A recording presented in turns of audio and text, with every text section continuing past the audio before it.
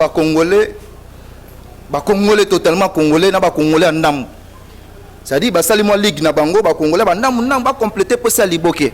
So remarquez bien les gens qui composent ça, clique ba sala wana isa ba to ba ndam lokolo mo na kati lokolo mo libanda. Ba sangisa makolo o ba bimana kati. Union sacrée za ba congolais. Totalement congolais. Sacré yepo na eloko moko zoya, c'est-à-dire que to kangi da liboké avant to soit pouvoir o ya réélection na yi. C'est ça la nuance. Qui parti bimi président, tu veux dire ce qu'on luka. Tu veux lutter pour continuité on est à to reconduire le président de la République à un mandat na ya kimia ya touro avec une majorité aisée. Et ça soutient tout ça la liputa qui zobazoba kanga koto ndambo kangisi et ça liputa une vision. Et ça soutient côté ton c'est la vision nani ba débat na ko za soutient. Pour déjà avant on signer au yebile que awa tant to koma wana to c'est la vision ya Fachi Béton. On signe. C'était IG Fazali. Et ça te roba côté la ngai nengo za ko sel ba bêtise majorité eza protéger ngate. Ah wa soko sali bêtise ka biso mona kati interne to bandi bi ko beto fimbu ka biso moko avant que opposition e lo ba biso déjà na kati to lobby élection. Ce que vous allez makambo ngana za membre senité pour nous te ba problème technique wana bango mais en tant que politique nous attendons les élections comme tous les restes des Congolais nous attendons les élections en 2023. Kadima yebaka déjà en tant que structure d'appui à la démocratie, biso tous on a besoin d'élections, toujours insister. Et puis tu as sortie officielle na Marti Pambaté. C'était pas une activité pour rire. On est très sérieux. Le fait de mobiliser tout ça sortie officielle à l'Union sacrée, la constitution, et ça na carte la constitution, élection, il y aura élection. Ce que vous allez makambo ngana za membre senité pour nous te ba problème technique wana bango mais en tant que politique nous attendons les élections comme tous les restes des Congolais nous attendons les élections en 2023. Le premier maître ebiki au lobby élection kozala ce que ezate dans ozongo le mona. Ce que ezate ngana yo so isale mete ngana to ozongela nani Kadima. Mon ce que élection ezate yo na ngato landa Kadima.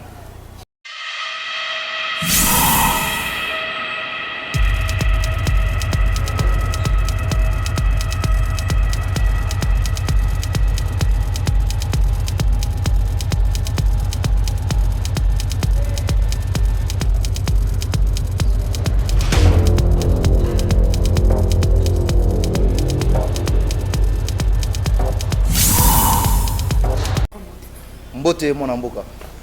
Mon amboka lobby c'est là qui sortie officielle de l'Union sacrée de la nation. Sortie officielle à moi il est Bon d'abord faut koyeba que biso toza bato babenga ba santo Thomas buka mona buka kwikila buka mona buka kwikila donc toza ka to moni tondimi tozala ki wana na terrain bo mona ki yango bino boza ba journaliste d'investigation mokili mobimba ba kinois bazaki mobilisé en fait d'ailleurs ba ki na stade ça juste ka échantillon et ça expression il y a attachement envers le président de la République, c'est-à-dire il y a pas une bonne manière ou une manière mususu très spéciale ou to ko exprimer attachement na tout ça on a Fachi Béton muka tombolo et ça là ya ko répondre présent. Le stade était plein à craquer, plein comme un œuf. De Kezalaki au babé un embouteillage humain. Donc tu as dit c'était noir d'hommes. Donc noir de fait, il y a plein, il y a batou. De l'intérieur comme de l'extérieur. Donc mutoroya nango douté té tembe té ponga moko na bo na muta tembe makasi. Na zali na terrain na moni na ndimi quoi. Donc pour nous Ezali kaka, le combat politique pour nous c'est la préservation de lutter pour continuité on est à la to reconduire le président de la République à un mandat na ya kimia ya touro avec une majorité aisée. Et ça soutient tout ça la liputa qui zobazoba kanga koto ndambo kangisi et ça liputa ninge zalaki à l'époque à FCC cash ti to sangana na bato to sangana bongo même moralité. Union sacrée eza makambu ya o eza sacrée unité pour l'intérêt ya Congo. Donc ça dit il y a tout oyo Fachi Béton toujours bunda pour aleka et puis toujours majorité à Kimiano sur Angolo Ankolo. Donc c'était ça quoi, c'était une réussite et ça peut déjà pour président de la République à se rendre compte Allah la pogné ba bébé ndenge mokonga koba loba yemoko le sphinx bola la pogné ba bébé donc Fachi Béton Allah la po majorité en on a déjà et zemonana et puis to travailler dur pour to concrétiser yango parce que déjà peuple congolais ba kinois qui n'est allé miroir à RDC, je crois que déjà dans ma province, dans tous les causes de la République, bazwi pe mbela bamoni oyo bakino basali bango nyonso kuna na nsima etikali kaka baimprime na niveau ya chumbaki tuti na mwanda bakosala yango na niveau ya bokungu kuna na Equateur bakosala yango so oke kuna na Kambovu na Okatanga bakosala okiti na Chikapa na Kasai bakosala donc eza déjà lokola kini esali ça veut dire que baretombe nango ekende de manière démembrée tina baprovince mais amona mboka to tkolanda ndenge bayimboka pe kulukuru démocratique ningi za bazali koloba ete ezali même système oyo ezalaki ya FCC pe même système yango wana pe ozwi stratégie ya FCC boye nango na union sacrée et puis bato nyonso oyo bazalaki wana comme responsable lelo ya union sacrée bango na bamutaki na FCC non omoni eza makambo ya le problème na biso na mboka na Congo tozala na mingi na problème d'homme c'est un problème d'homme c'est-à-dire et c'est l'homme le système est dans la personne aujourd'hui avec Fati Beton eza ndenge moko te parce que d'abord ce que nous faut se rendre compte qu'il y a système le rôle obéli maramba système biso déjà biso ba idépécien ils ont déjà nous sommes dans le pouvoir mais nous menons notre propre autocritique à l'interne déjà bato ba travailler bien te bazala sanctionner to lobela rango déjà biso to sala na ba IDPS sawa ba sala ngote na ba régime obno lobela wana quand on est à la mangeoire on est dans le système on ne dit rien on ne parle rien biso to lobara déjà ceux qui ça ne va pas ba ministre ou ba sala mabe to lobela bango tout en étant dans le pouvoir c'est ça même la liberté même la démocratie au père fondateur à IDPS pa bundela c'est-à-dire cette liberté là mais tout en restant dans la logique avec Fati Beton ils ont problème il y a Batou ils ont mon bout à l'obélango exorcisation c'est-à-dire que n'enga boso qui ba osa exorciser ça veut dire qu'on changer ça de rosum baptême mbongwana c'est-à-dire on changer na nenga physiquement mais on changer na nenga mentalité na nenga système lelo tout le monde a une interpellation on va pas entrer dans le système judiciaire na ba critique amike mais tout le monde a lelo ba ministre interpellé ba tout lelo ba ba trésor public pour ba bi que non IGF azali IGF a commencé à exister depuis quand depuis les années 70 donc vers les années 80 mais on dirait ezalate ba structure wana on dirait botamine lelo à l'époque à Fati et sali donc la veut dire les animateurs politiques aujourd'hui ba yebi que mongo ya l'état ezali ya l'état yanga ils sont kotisika kaloboko na trésor asiliki donc je parle du trésor public côté la lelo union sacrée et sali sortie officielle mais to yebi que du début il y avait une personne qui avait créé l'union sacrée Jean-Marc Kabouno a bundaka pour lelo union sacrée et créée azate est-ce qu'il y a des fois même si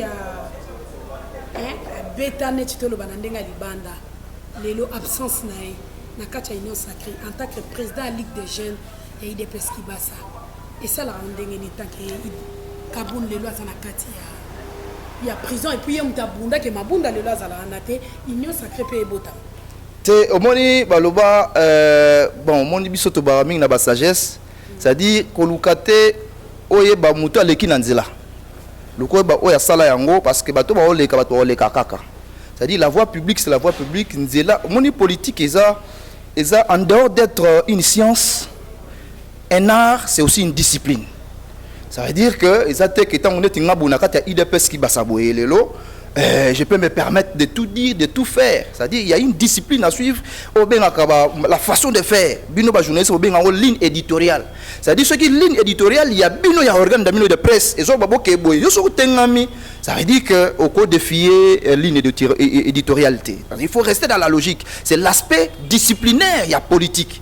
C'est-à-dire ça raté parce qu'on parle de la liberté d'expression. Au même moment logique, il y a le libertinage. Nous en regrettons en tant qu'humains. Mais alors, atteindre à un moment donné, parce qu'il faut respecter, il faut rester dans la logique, il y a discipline. Et la vie continue, même la continuité des services publics et la politique, ils en ont biso va auto-travailler, mais on ne peut pas se considérer indispensable. Nous avons toujours, il faut politique et machine. La machine, lorsque ça bloque, il faut la lubrifier. C'est-à-dire les hommes passent, mais les institutions restent. Et ça, question à philosophie, on a la vie politique, ça continue. L'OBP, nanenga tengamaki, nanenga koti nkumba, akobi ma pate yami, azongipe, tout le monde a bat bakenda bazonga. Bible le blanc enfant prodigue. Donc ça a un cadre de combat. Non, il y a politique ça nyonso wana. La vie politique c'est tout ça. Donc et la Bible est dedans et tout ce que nous vivons, la politique est dedans. Par exemple, belé tout ça, on peut pas dans la Bible. Donc ça dit que les Camboya union sacrée lelo au col de la Kaboun du parce que même déjà le père fondateur a vu sur IDPS vers les années 90 bah ça là union sacrée Donc hier il a inventé en route aza initiateur nangote nenge na nenge mobo nenge olingo bimisela ngo wana te. C'est-à-dire déjà ba union sacrée salement à l'époque. Donc il y a rien de nouveau sous le soleil. Donc on en fait et pour Nabiso l'objectif totikali cap na réélection ya Fati Beton na majorité na niveau ya parlement pour na ba institution parlementaire. IDPS qui va s'appeler na kati ya masolo mbala moko donc na ba député na biso provinciaux, ba députés nationaux to fanisi masolo to diriger mboko ba na besoin ya bato bana mitu ba réfléchir. Te eza les solo ya ba congolais totalement congolais na ba congolais ndam. C'est-à-dire basali moi ligue na bango ba congolais ba ndam ba compléter pour ça liboké. So remarquez bien les gens qui composent ça, clique ba sala wana eza bato ba ndam le kolomo na kati le kolomo libanda. Ba sangisa makolo po ba bimana kati.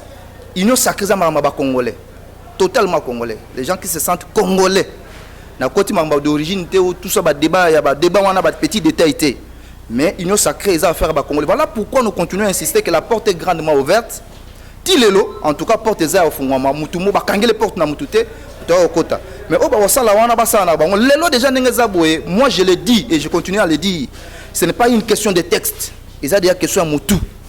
Congolais déjà ça fungolo misuke affaire na biso ya Congo, il faut le laisser aux Congolais. Vous comprendre et surtout na ba différents certains postes. Et ça pour na ba Congolais boye. Donc affaire na bango e bang sabiso ata mukiete pour déjà eza eloko yo ne balobaka vide de tous les sens et de tout ce qui non il y a plus rien dedans quoi. Il y a plus le sens, il y a plus la substance. Non, parce que je peux pas définir l'avenir. Mais ce qui est vrai, c'est que dans la logique à l'union sacrée, tout ça pour la réélection à Fati Beton, et puis qu'on soit une majorité dans l'instance parlementaire. Dans un premier temps électoral, en tout cas dans un premier temps, tout comme parce que le besoin de l'homme est évolutif. Nous avons évolué, l'homme a besoin de 100 francs, on a eu 100 francs, il comme à 200 francs. Si on a eu 200, il comme à 500. Donc le besoin de l'homme évolue, même si le plan politique, dans le contexte Oyo, nous avons besoin de maintenir dans nos Fati, parce que là, à Yenango, les Congolais estiment que c'est bon. La perturbation est les maté. Et on m'a dit que tout y a Miké wana ba pepele tozo yoka et ça vraiment ça ne dit rien. Mais c'est important en politique pour toi on a besoin na bango pour la démocratie, il faut équilibrer zala. Opposition faut zala sinon to boye zala biso tout réfléchir ndenge moko. Donc na mboka mo démocratique et ça le mandé wana te. Donc baza na bango. Mais pour na biso en tout cas union sacrée 2023 Fati réélu et puis on a une majorité aisée. Ah ouais, il y a ciment pour nous diriger pour la responsabilité, pour notre intérêt, la logique et intérêt de la population, tout en restant dans la vision du président de la République, Fati Beton, Moukatombolo. Donc, c'est-à-dire, ça viendra quoi. Non, mais parti, n'a pas plateforme, mais interne un peu cause en nakati, n'a pas personnalité. C'est-à-dire, nakati y a union sacrée, tous en parti politique. Et qu'il y a comme parti politique, IDPS qui basa, mais dans la plateforme, parce que déjà dans la logique, donc, IDPS qui basa, ça veut dire il y a des plateformes et des personnalités. Toutes ces différentes personnes, il y a une sacrée. Donc, ce qui veut dire, dans le moment où il y a Bitumba, politiquement parlant, ça veut dire, dans le moment où il y a élection, parti politique dans la plateforme, et ça lit, et je suis député, na Simanango Toyet, yo Kenek Bokila, Ozunini, Tenga Nazoeka Cantilope. Yo koto zaki ni tenga na zaki ngulu azamba. Oye toye na mboka bana mboka balé ba sepeli. Donc vous allez nengwana. Donc nous allons aux élections, vous êtes une personnalité politique, vous avez un parti politique, vous avez une plateforme au Bosali. Bobundi bozu ba député boye na ngoto sangisi et comme il boké c'est ça l'union sacrée. Logique na biso na logique wana. D'abord, nous avons insisté président de la République abimé. Après, nous avons une majorité dans la vision du président de la République. Et puis d'abord, ici, sincèrement, il ne faudra pas qu'on donne l'impression que nous sommes en train de vouloir inventer la roue. Il n'y a rien de nouveau sous le soleil. En fait, en réalité, le pouvoir, d'abord, on cherche à le préserver. Quand on a le pouvoir, on le préserve. Et quand on le préserve, effectivement, c'est ça la lutte, même objectif, politique comme étant une science. C'est-à-dire, c'est ça la logique. C'est-à-dire, on n'est pas là de prétentieux. Non, on est là pour créer. On ne vante pas la roue, on ne vante pas l'aiguille. Ça existe déjà. Mais néanmoins, pour nous, toujours qu'on a un contexte tel que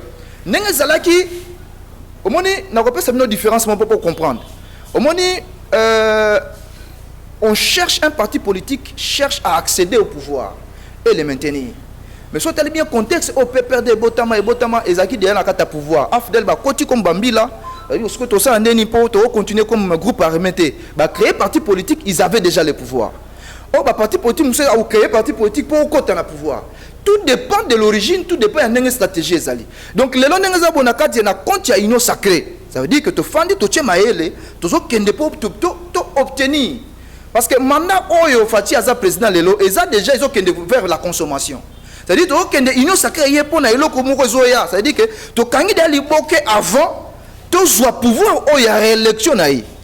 C'est ça la nuance. Qui parti bimi président, tu vas ce qu'on luka. Donc il y avait déjà un pouvoir au niveau de la présidence. Ce qu'on a niveau assez, on a bengi liputa, il y a kizoba zoba. C'est ça le contexte qui est différent dans le contexte il y a union sacrée. Ce que l'on a sikezali, ils ont un contexte c'est-à-dire que si kalelo ezali que to jusqu'au maye le biso tout to bengi baya ba différentes forces politiques to yé baya OK d'accord signature yangwana OK nazana sima vision ya président de la République to signer charte ya union sacrée. Quand on signe to créer des liboké to qu'est-ce qu'on guerre ensemble. Quand on gagne avec une vision. Et ça soute côté to c'est la vision nani ba débat na ko za soute. Pour déjà avant on signer o yebi que awa tant to koma wana to c'est la vision ya Fati Béton. On signe. C'est ça la nuance. La continuité du FCC. Non, pas du tout. Parce que FCC, FCC, l'homme, le programme à FCC, il y a FCC, il y a Kabila. Kabila, il faut sanctionner le ministre. Sanction, il y a ministre, qui sont le ministre. Que vous répondre et donner le nom de ton mère et de ton père et de ta mère au niveau tribunal, et il y a le Kwanate. C'est-à-dire, nenga Kabila kenda, nenga kena bilanga, okenge la ba meme na ye na ba ngombe, akena FCC sur le plan psychologique ezako tout bazo ya wana eza bato bazo baptême. Faut le kana baptême, ça dit que komi mo Christo. O leki ba baptiser masumu tout etikali, obi ke soko bandeli les sous ya turo okeli felo. Nenga bato tout bazo ngana. Et ça ne ba une nouvelle personne renouvelée, donc nouvelle naissance. Et c'est dans la tête, dans la logique qui y a Fati Béton Mouka Tombolo. Oyo, ayebi ki tango zoya eps nani IG Fazali. Aux responsabilités IG Fazali. Et ça te roba côté la ngai nengo zaki ko sel ba bêtise majorité eza protéger ngate. Ah wa soko sali bêtise ka biso mona kati interne, to bandi bi ko beto fimbu ka biso moko avant que opposition et lo ba biso déjà na kati to lobby. Te en tout cas élection aux allant. D'abord, il faut tout ligner l'élection parce qu'il y a la volonté politique qui est. Pour la élection, il faut. Et ça là. Parce que ils ont la carte, il y a constitution. C'est-à-dire, mandat, ils ont mandat quinquennat, ils ont 5 ans. Il y a une constitution, le bipo na biso en tout cas, il y a la biso va jeter et puis il a mis occasion même de interpeller déjà nani dans le président Yasseni Kadima. Kadima il y a déjà. En tant que structure d'appui à la démocratie, biso tous on a besoin d'élection, tous on insister. Et puis tu as sortie officielle, na Marti Pambaté. C'était pas une activité pour rire. On est très sérieux. Le fait de mobiliser par tout ça, sortie officielle à l'union sacrée, la constitution, et dans la carte de la constitution, élection, il y aura élection. Ce que vous avez un problème technique, mais en tant que politique, nous attendons les élections. Comme tous les restes des Congolais, nous attendons les élections en 2023. Le premier maître est lobby élection ce que vous avez dans ce que vous avez dans ce que vous avez Kadima. Moi, ce que l'élection est, il y a un Kadima.